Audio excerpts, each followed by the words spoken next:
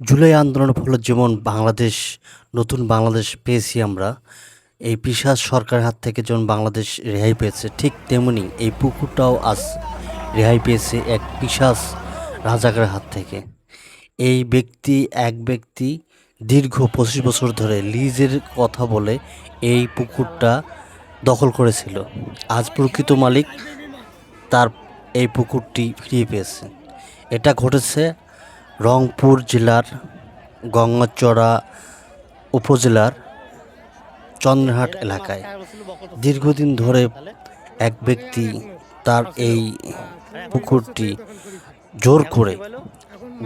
গায়ের জোরে শক্তির বলে এই পুকুরে মাছ চাষ করে গিয়েছিলেন, কিন্তু প্রকৃত যে ব্যক্তি তার ধৈর্যের ফলে সে আইনের মারফতে তার এই প্রাপ্য যে পুকুরটি উনি তা ফেরত পেয়েছেন।